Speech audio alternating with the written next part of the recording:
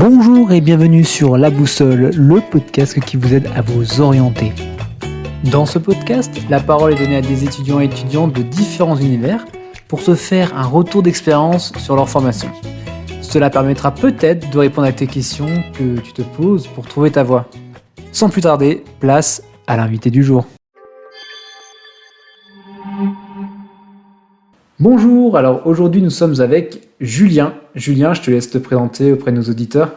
Alors, je m'appelle Julien, j'ai actuellement 23 ans. Je suis actuellement en deuxième année de master MEF, métier de l'enseignement, pour devenir professeur de mathématiques. Donc, je suis à mi-temps étudiant encore dans ce master et à la fois à mi-temps en tant que fonctionnaire stagiaire justement dans un collège. D'accord, très bien. Raconte-nous un peu ton parcours depuis le lycée en fait. Comment ça s'est passé tout ça?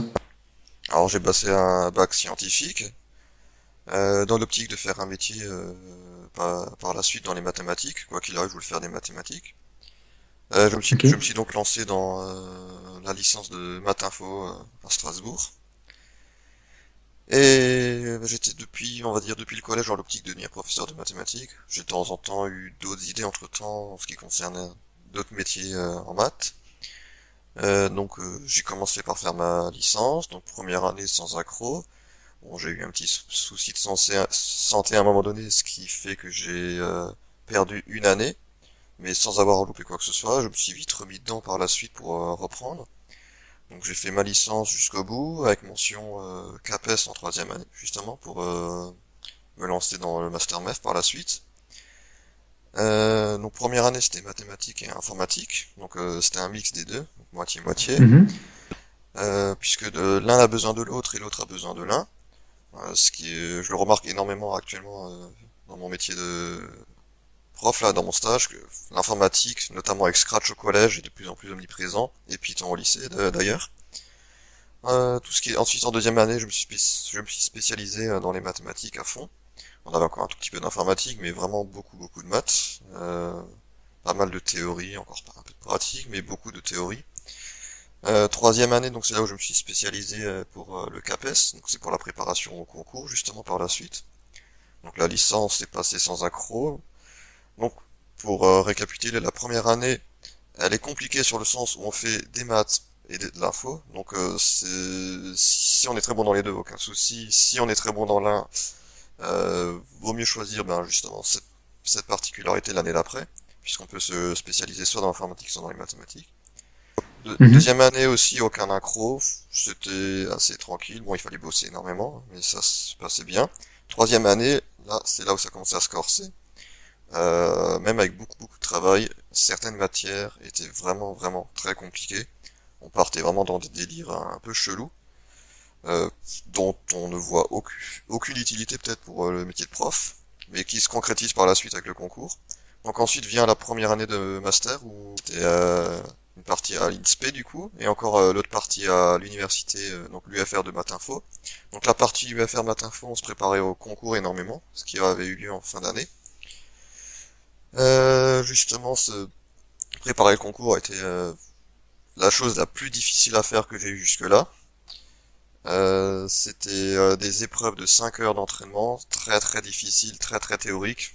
Niveau bac plus 3, énormément des gros problèmes ouverts, bon, d'idées, mais ouverts. Et c'est plus ou moins des problèmes justement d'études de professeurs en tant que chercheurs, mais qui, comme dit, sont amenés à être guidés pour qu'on puisse y répondre. Euh, et donc du coup, d'autre part, on était à l'INSPE, donc là, on a eu des formations en tant que futur prof, comme gestion de classe, qu'est-ce qu'on ferait avec tel chapitre, construction de séquences, etc. Et puis on a reçu également nos stages de la part de l'INSPE, donc c'était des stages d'observation en établissement. Donc le premier semestre, c'était que tous les lundis, pendant 5 ou 6 semaines, stage d'observation dans un lycée pour ma part. Et Ok, oui. ensuite, c'était janvier, février, mars, donc pendant quelques semaines également, tous les lundis, stage d'observation dans un collège. Certains ont fait 2 fois collège, d'autres avaient d'abord fait collège puis lycée. Donc moi j'ai fait d'abord lycée puis collège. J'ai énormément adoré la partie collège, lycée également, mais collège, j'ai trouvé ça plus passionnant. Et pourquoi ça? Alors le lycée, c'est trop, c'est trop le programme, suivre le programme.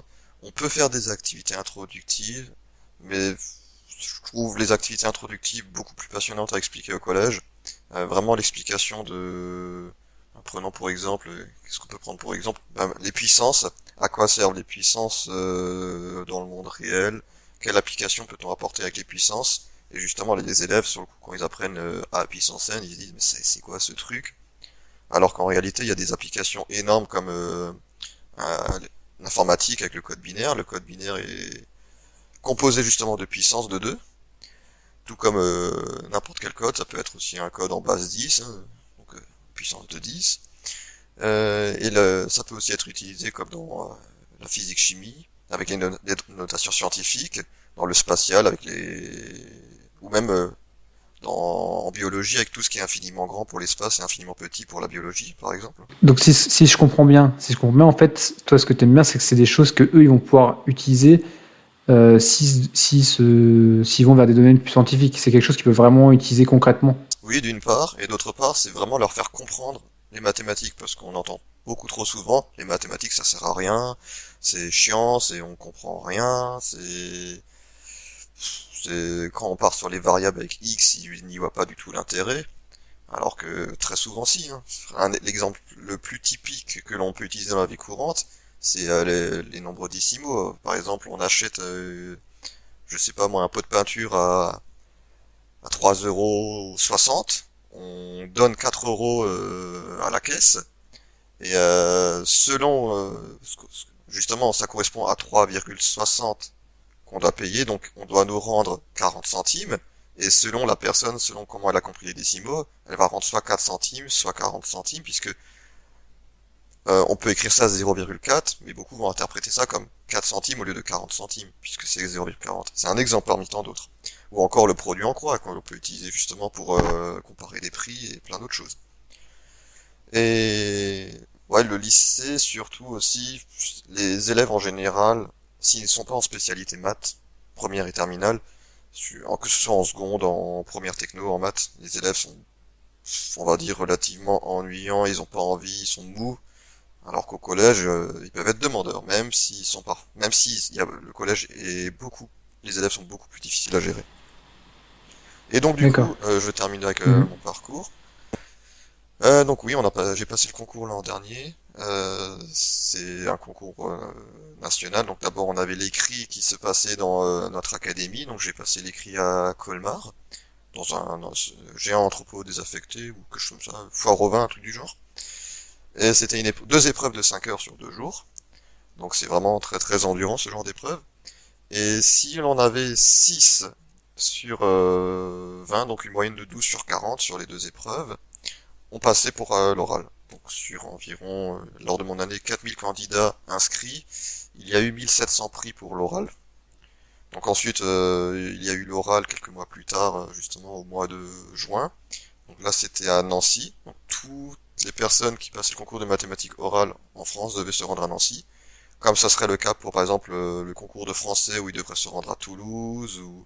En fait, d'année en année, ça change de grande ville, en fait, le concours, pour chaque matière. Et donc, du coup, l'oral, justement, l'addition de l'écrit et de l'oral, on devait aboutir à 48 sur 120. En tout cas, c'est ce qui est demandé en mathématiques pour cette année. Et ça peut changer d'une année à l'autre. Et du coup, je l'ai obtenu, on va dire, assez largement quand même. J'avais 71 points environ sur 120, donc il fallait 48. J'étais dans la première moitié, justement. Il y avait 1180 places environ. Malheureusement, ils ont pu en prendre que 1000 et quelques. Il y avait encore 111 places disponibles.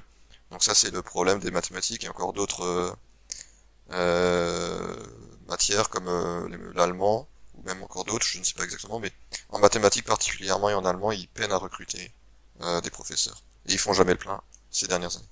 Ok, bah, du coup, ce qu'on va faire maintenant, c'est on va parler un peu de ta formation. On va plutôt se focus sur les 3 années en UFR Maths.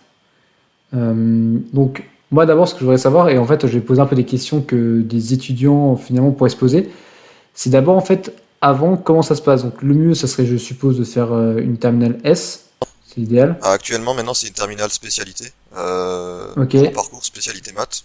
Oui, pardon, parce que moi, c'était encore à l'époque où moi j'étais, donc c'était encore S.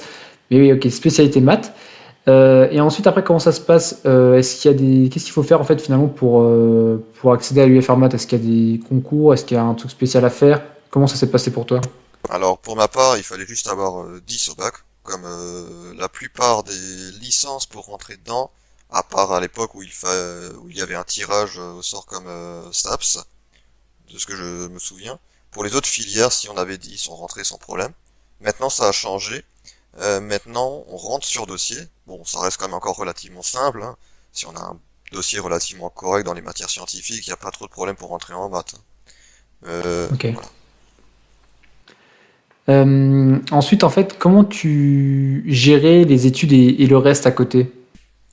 Alors, je suis du genre extrêmement très bosseur, ce qui fait que j'ai toujours énormément bossé chez moi. Je rentrais très souvent tout travailler chez moi.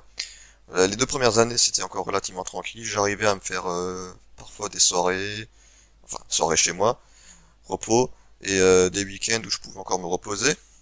Ce qui a énormément changé à partir de la 3e année et encore plus à partir du master, où en travaillant à fond, c'était quasiment impossible d'avoir du temps. Et D'accord, donc là, c'était vraiment les 3 années là, à partir de la troisième année, c'était vraiment des années très, très intenses, quoi. Ok. Et quelles sont surtout quand tu arrivé en première année, quelles sont les différences que tu as vues par rapport au lycée? alors déjà, ça c'est la particularité de la fac, on est laissé à notre merci, on peut dire un petit peu. Il y a plus personne derrière nous, c'est tu viens en cours, tant mieux pour toi, tu ne viens pas, tant pis pour toi. On est des adultes, à ce moment-là, on est responsable de tout ce qu'on fait.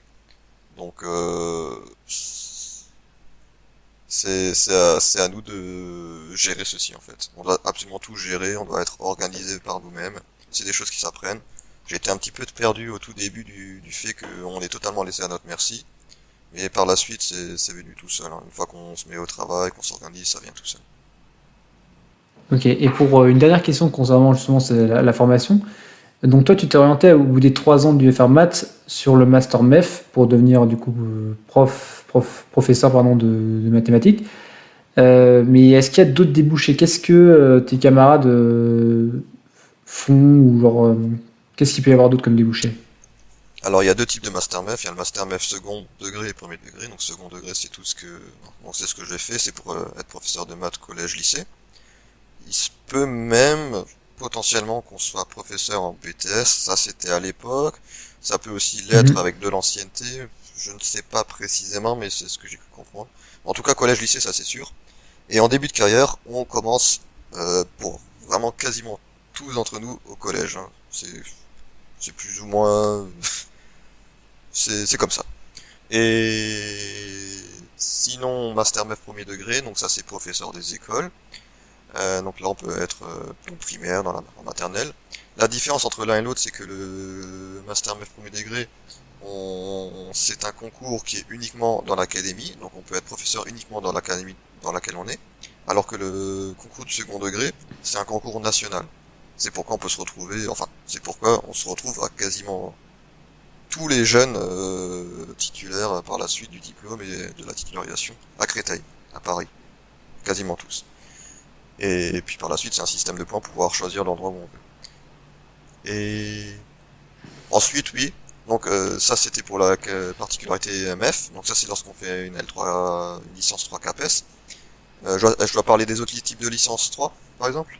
Si tu as quelques exemples rapidement, ouais, je veux bien peut-être pour que les gens qui savent pas ce qu'ils peuvent faire en fait finalement à partir en allant dans cette filière, quels sont rapidement ouais, les 3-4, je sais pas combien il y en a d'autres troisième année de spécialisation. Alors, tout d'abord, première année, comme je l'ai dit tout à l'heure, c'est informatique et mathématiques. Donc en deuxième année, soit on s'oriente vers les mathématiques ou l'informatique. Si on s'oriente vers l'informatique, on a des débouchés type programmeur web, programmeur jeux vidéo. On peut aller même faire un master recherche en informatique. Il y a pas mal de choses en informatique, mais j'en sais pas plus. Côté mathématiques, Mhm. en troisième année, on peut s'orienter vers donc CAPES, ça c'est ce que j'ai fait. On peut s'orienter vers un L3 maths appliquées, tout ce qui englobe les statistiques. Et ça part vers après. Je ne sais plus ce qu'il y a exactement comme master, mais c'est un master. On peut aller vers des masters statistiques. En première année de maths également, on peut choisir de faire un parcours actuariat. Donc c'est un parcours mathématique en association avec l'économie, je crois, un petit peu. On peut aussi choisir avec MPA en première année. Donc c'est maths physique approfondie. Bon, ça c'est un choix à faire lors du parcours Parcoursup en fait, en terminale. Donc MPA c'est maths physique approfondie. C'est 2 années en gros où on fait le programme de prépa, je crois, mais sans toutes les autres matières. C'est vraiment juste des maths et de la physique approfondie au maximum. Donc je reviens aux maths en troisième année. Donc il y a CAPES, maths appliquées. Ensuite il y a les maths pures. Donc ça c'est vraiment Corset de chez Corset. C'est pour partir vers après un master maths fondamental pour passer l'agrégation ou même un master de recherche pour ensuite partir vers un doctorat, faire une thèse de recherche. Et pour finir, il y a encore les L3 magistères. Donc ça c'est l'élite de l'élite, c'est des machines. Faut vraiment être très très très fort pour rentrer dedans. Et ça a abouti après à plein de métiers type recherche, agrégation, pour la plupart d'entre eux. Mais évidemment après tout ce qui est, comme je l'ai expliqué, les métiers d'actuariat, de statistique, d'enseignement, et encore plein d'autres métiers liés aux mathématiques, dont je n'en sais pas grandement plus. Donc pas mal de métiers qui finalement manient les chiffres. Oui, voilà. D'accord, bah, très bien. Donc on va passer ensuite à la partie conseils. Quels seraient 3 conseils que tu donnerais à ton toi quand tu es arrivé en première année de maths? Genre si tu devais revenir en arrière, qu'est-ce que tu changerais? Être plus organisé dans le travail dès le début, parce que au début on a plus tendance à même si j'étais toujours organisé, on a plus tendance à chercher à comment être organisé. Donc être organisé comme je suis actuellement, parce que si je travaillais maintenant comme j'étais organisé en première année, je ne finirai jamais ce que je veux faire. Et de quelle manière tu t'organises, si on peut aller un peu dans les choses plus précises? Assez clairement, c'est faire le moins de pauses possible, même s'il en faut. Dès qu'on y est, c'est être à fond dans ce qu'on fait, ne pas être distrait par tout ce qui nous entoure, téléphone, télévision. Il faut vraiment être dans sa bulle pour pouvoir travailler correctement.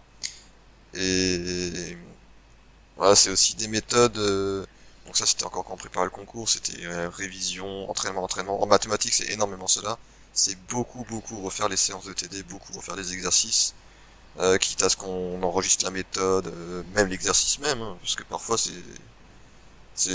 À force de répéter, oui, voilà, ça rentre. Et autrement pour l'organisation, oui, faut vraiment être motivé, hein. Si on relâche la motivation, on est moins efficace. Si on est moins efficace, on finit moins rapidement. C'est ça le problème. donc être efficace dans ce qu'on fait. Après, c'est chacun sa méthode, mais Oui, voilà, chacun sa très bien. méthode. Et un autre conseil, comment tu gères le stress pendant les examens? Bon, à force d'avoir fait des examens, le stress, c'est même pas le stress de l'examen qui me stresse, c'est le parcours pour arriver à l'examen. C'est-à-dire quand on a toujours des examens à 8 heures, étant donné que j'habite à 30 minutes de l'université, le parcours en voiture, l'autoroute, puis le tram, c'est la pire chose qui nous fait stresser avant un examen. L'examen en soi-même, si on a bien travaillé, révisé, y a pas de quoi avoir peur, hein. Bon, parfois il Mm. arrive que certains professeurs soient vraiment fassent vraiment des sujets assez méchants, même si on a bien bossé derrière. Mais bon, c'est des cas particuliers. Ok, donc l'idéal, ce serait d'être pas trop loin pour justement réduire ce temps et... D'une part, avoir bien révisé, Ouais. bien préparé, sinon c'est clair que voilà. Et pour être quelqu'un qui stresse énormément, on va dire un examen en soi, si on a bien travaillé, ce stress c'est du bon stress. Même étant donné que je suis énormément timide, les oraux que j'ai passés pour le concours, c'est des oraux qui durent 1 heure chacun. Être devant les élèves, c'est du bon stress. Ça reste du stress, mais c'est du bon stress. Ok, donc si je récapitule un peu ce qu'on s'est dit, c'est être pas trop loin non plus, s'il y a la possibilité, bien sûr, parce que ça dépend aussi de chacun, mais être pas trop loin pour justement éviter ce stress de trajet. Et l'autre conseil, c'est d'être le plus organisé et quand on travaille, et en fait finalement, il travaille efficacement, c'est-à-dire être dans sa bulle pendant les révisions et pendant la préparation du travail. Ouais, c'est ça. Après, il y a aussi des cas particuliers qui en font le minimum, qui travaillent un minimum, et qui ont zéro stress de façon perpétuelle. Je ne sais pas comment ils font, mais il y en a certains, ils sont toujours à la cool, à fond, ils passent, et ils sont jamais stressés. C'est souvent... Ouais, ça dépend des profils. Voilà. Ça marche très bien. Et pour finir avec une note un peu plus drôle, on va dire, est-ce que tu as une anecdote justement qui s'est passée pendant ton parcours? Alors ça peut être un peu pas n'importe quoi, mais genre un truc un peu fou qui t'est arrivé ou drôle. Ouais. Si t'en as une. Alors, lors de ma 3e année, donc c'était l'année où il y a eu le premier confinement, du coup, en 3e année, on avait, lors du 2e semestre, donc à partir de janvier-février, une matière, donc une UE, où le professeur venait tout le temps en touriste, littéralement, avec des chemises, avec des chaussettes claquettes. C'était drôle. Non, il Et manquait plus que le parasol. voilà. Et le pire, c'est que quand il nous faisait des choses, qu'on posait des questions, il était lui-même perdu parfois à répondre. Donc on se demandait. À la base, il a remplacé un ancien prof qui faisait cette UE l'année d'avant. C'est pour ça on s'est posé la question, qu'est-ce qu'il faisait là? Mais le pire, c'est quand on est passé en confinement, donc au mois de mars, avril, mai, à ce moment-là, ils ont été obligés de banaliser l'UE, la matière, puisqu'il était dans l'incapacité de nous envoyer quoi que ce soit de concret. Le peu de choses qu'il a réussi à nous envoyer, comme les corrections de concours, d'entraînement de concours, c'était des choses écrites à la main, illisibles, photographiées dans le noir. Donc c'était vraiment impossible de faire quoi que ce soit, ils ont été obligés de banaliser l'UE. Le touriste, voilà. Je te remercie beaucoup, Julien, d'avoir pris un peu plus de 20 minutes pour nous raconter ton parcours, donner des conseils et parler un peu plus de cette formation. Donc je te remercie pour ça. Ah, merci également. Merci d'avoir écouté jusqu'au bout. J'espère que cet épisode t'aura plu. Si c'est le cas, fais-le moi savoir en laissant un avis 5 étoiles sur Apple Podcasts ou en le partageant à 2-3 amis ou proches. À bientôt pour un nouvel épisode de La Boussole.